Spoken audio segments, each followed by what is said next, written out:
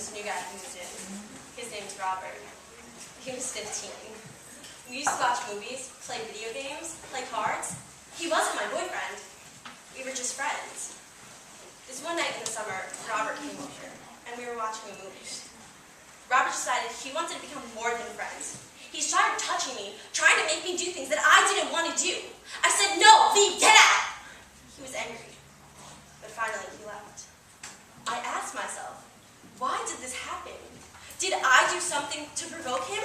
Did I give him the wrong message? What happened to Sandra is called sexual abuse. Sexual abuse is when someone uses force or tricks you into touch or sexual contact that you don't want. It can happen to both boys and girls, and it is never the victim's fault. What happened to Sandra is not her fault. When my mom and stepdad came home, I told them what had happened. They said that I had done nothing wrong and that Robert was responsible for his actions. I had some counseling and joined a group for young women who had experienced sexual assault.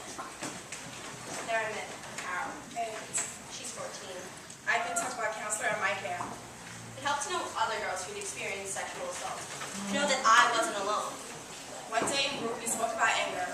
I was angry at Robert, angry at myself. I was angry at the camp, the guy who took advantage of me. We listed things we could do with our anger. First thing I could think of was going to Robert and messing him up real bad. Or smashing the windows in his house. Or slashing his tires. Or taking out my anger out to someone else, like my friends or family. Or myself. But then Stephanie, Our counselor.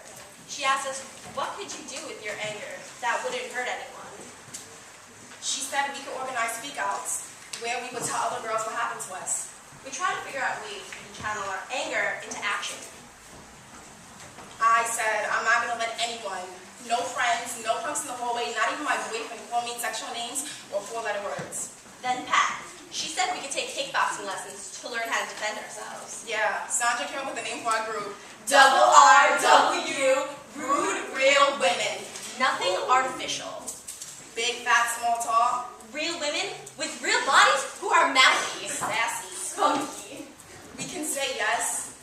We can say no and mean it, or we can say yes. Yes. And we accept nothing less than respect. Respect. 1 in 3 girls and